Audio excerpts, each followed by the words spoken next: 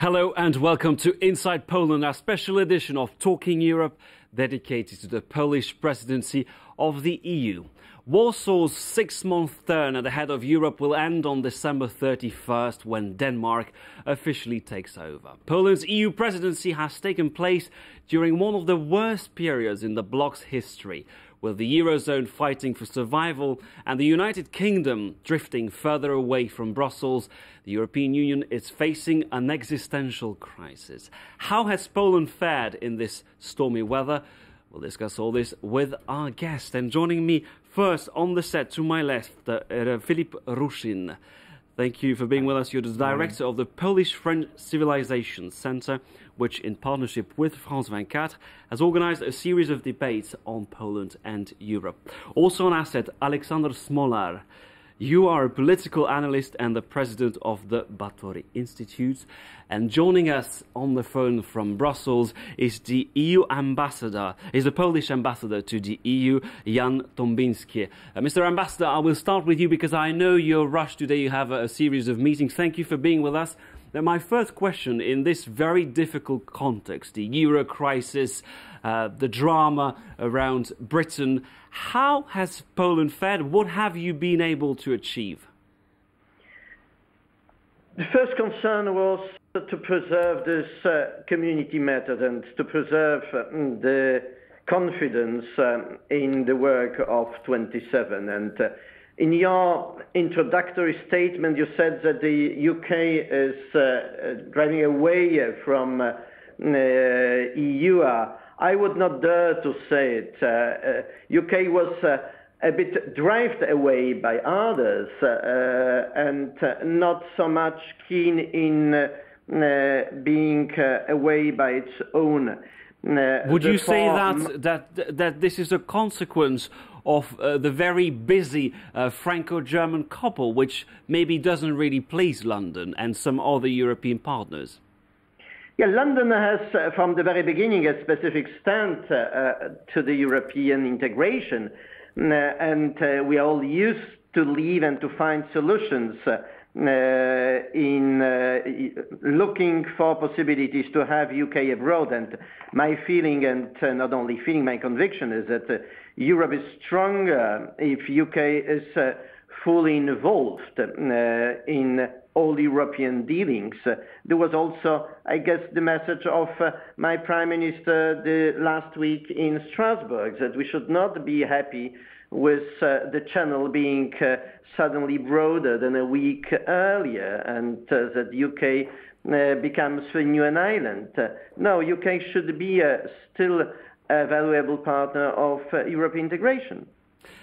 Jan Tombiński, looking back at the presidency, the rotating presidency of the EU, which was held by your country, which is actually being held until the end of the month, being a non-Eurozone country, how has this hampered your presidency? Because we saw that for the past 6 months, almost all meetings really focused on the euro and the future of the Eurozone. It was difficult, but it was not only difficult for a country being not a Euro member. I realized that several Euro members learned a lot from us as a presidency, because even they were not well in picture of what has been prepared by some other leading nations. Therefore, our work was aimed especially on assuring the common set of information for everybody, because without information, without a proper preparation, you can take decisions. So this is our sense of community method. The confidence is a key word for all member states to be able to take decisions. You can't take by sudden prime ministers coming to the European Council and ask to take decisions on issues which haven't been properly prepared. And very concretely, my last question, what has the presidency achieved? The presidency achieved more than 40 different legislative pieces going through the parliament, which is quite a good achievement, including the six-pack, which is a major achievement in how the European economies are to be governed in the future. We were dominated by Euro crisis, but nevertheless the European Union is much broader than the question of euros. Therefore, we had a lot of activities concerning industrial policy, regulations, and agriculture policy, neighborhood policy. So there were quite a good result comparing with other presidencies which were before us. Jan Tombiński, Polish ambassador to the European Union, thank you very much. Alexander Smolar, it's been a rough time for Poland. This is an extraordinary period, of course, for Europe. Some say Europe is facing an existential crisis. Let me ask you the same question as I put to the ambassador. Not belonging to the Eurozone has really hampered Poland. But it was not very rough time for Poland, I must say. Poland is quite exceptionally country in Europe. But a rough time to be at the helm of Poland. At the helm, of course, there was a dramatic change of priorities of European Union. Just you mentioned, a problem of Eurozone, the crisis, the debt crisis. Here, of course, Poland, it was not possible for Poland to play a major role in the debate, which concerned directly the 17 countries of the Euro club. And there was another aspect which also influenced, from this point of view, negatively, or although very happy factor. This is the Arabs awakening, the changes in Arab countries, because it transformed the priority as well. It pushed to the south the external priorities of European Union. When for Poland, naturally, and Poland was prepared for Eastern to talk about Eastern Partnership, and moreover, this aspect of Polish presidents was also diminished by the evolution in some of the countries in the East, in Belarus, authoritarian regime of Lukashenko, and in Ukraine with the prosecution of Yulia Tymoshenko. Now we'll talk about this in a moment. Mr. Rushin, what is your take on the Polish presidency? Let me ask you a very simple question: Why do we still need a rotating presidency when we have, with the Lisbon Treaty, a permanent president of the Council in, of course, Mr. Herman van Rompuy? This is a very good question. Yes, it's obvious that the Lisbon Treaty has changed the way Europe is dealing with every matter. So for Poland, it was not so easy, because Poland has great expectation at the very beginning of its presidency. And it was quite ironic even that Poland, which expect to be one of the 6 biggest countries in Europe, has to experience a weakened presidency. Yes, I just give you an example.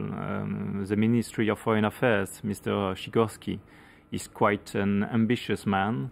And for him it was a bit difficult, yes, because you have Lady Ashton, and she's in charge of foreign diplomacy. So it's a complete change of the way it works in the European Union. But even don't forget that the GDP of Poland is exactly equal to the GDP of Belgium. Of course, it's a very fast-growing country, for sure.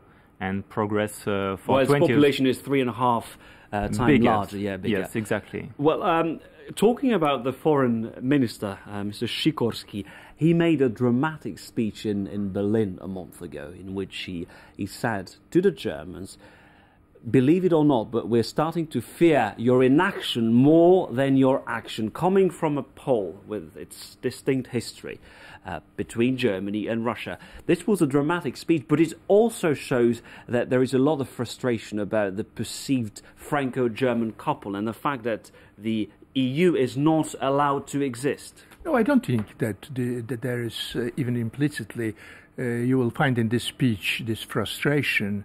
Rather, I think it was very courageous. I was quite surprised. It was very courageous. First, the declaration of, federalist, this feeling, he was publicly stating that we want European federation. You know, this is quite incredible today to hear it in Europe in general, and in Poland it was almost totally absent language. And you language. don't think that there is a sense that France and Germany have hijacked the agenda? There is, but in the same time, what Sikorski was saying, it was addressed directly to Germany. You are the powerful country. You are dominating economically. With the force comes responsibility. You must be responsible. It was very courageous. It was very strong language, and there were a lot of implicit critique of Germany, also of France, I must say, but not for a German-French couple. You will find everywhere implicit critique of it in this langage communautaire, this community language, that Europe should be built not in the interstate relations, and here allusion is clear to German-French couple, but rather in tradition of Jean Monnet method, communitarian method. It was certainly a critique. What was very interesting also to see at the last EU summit in Brussels on December 9th, when Eurozone members decided to go ahead with the with the fiscal treaty, Poland jumped on the bandwagon and said, we want to be part of this. Many thought that Poland would have sided with Britain and been a bit cautious about this treaty, but no, it seems that Warsaw is very interested to be at the center of these new decisions. Yes, and I think that the crisis has changed Europe and has changed the way Poland is being seen, the European construction. And I think that the speech of Minister Sikorski in Berlin was a very important one. Yes, because the attitude of Poland is completely different for even 10 years ago. Remember the speeches, yes, Nice ou la mort, yes, so Nice Treaty or die, yes. Yeah. So it's a huge difference, in perspective, yes. It's a very federalistic speech, but I wonder if it's not too late. In a sense, with a British veto, there is no other alternative than more intergovernmental construction. Well, and precisely on this note, while Euroscepticism seems to be rising across the Union, Poland remains a beacon of optimism. According to a poll conducted in June, nearly 3/4 of Poles feel their country has benefited from EU membership. And it's not hard to see why. EU funding has transformed Poland's cities and highways and working lives of many citizens. Our correspondent Gulliver Cragg reports. Lights and projections on the walls of Warsaw's Copernicus Science Centre. This new museum is just one of the major projects realised in Poland with EU funding. The projections illustrate some of the others. For Poland, the presidency was a chance to show how it's been spending some of the 67 billion euros earmarked for it in the EU's current budget. The presidency has allowed us to show a wide range of people visiting our country how well we are doing with this EU funding and all the projects we've completed. In my view, it's been a great success. To anyone living in Poland, the impact of EU funding is manifest. Long overdue improvements to the country's transport system have been met with relief, if not delight. Refurbished museums and theatres have also been big hits. But the impact can be felt equally strongly behind the scenes, inside the offices of small and medium-sized companies, for example. Nowoczesna Firma provides information and training services to businesses. Yes, of course, I'm a Europhile because thanks to the European helping, this funding, I can express my needs, business needs, and I can do something which I couldn't without this funding. The firm participates in several EU programmes. Most recently, it got 1.5 million euros from the Union's Regional Development Programme to create a sort of search engine for Polish firms.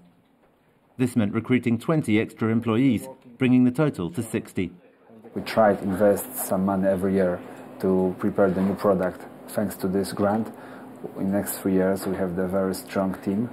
Increasingly, Tomczak says, he gets CVs from Poles currently living abroad who want to return.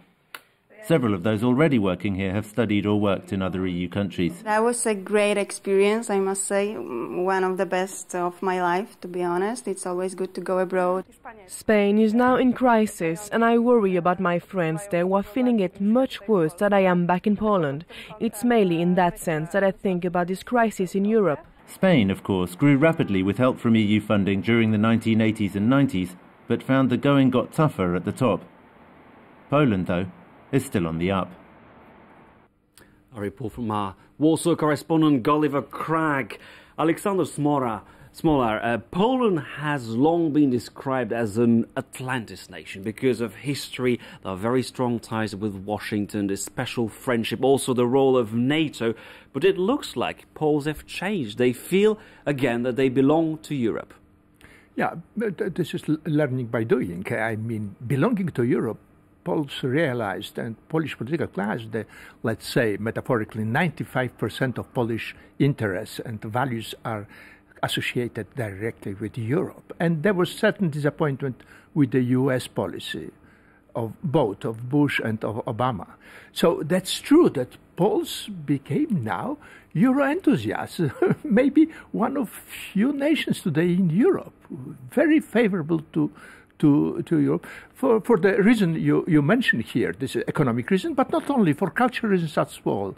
Conservative parts of Poland on the beginning moment of entering European Union was afraid of secularization process, Western type secularization, or it became Poland obvious. being a staunch Catholic absolutely country. Absolutely anti-clerical quite often as well, but there was a fear of interferences from there was a fear, or Poles learned as well that Poles can do whatever they wish from this point of view.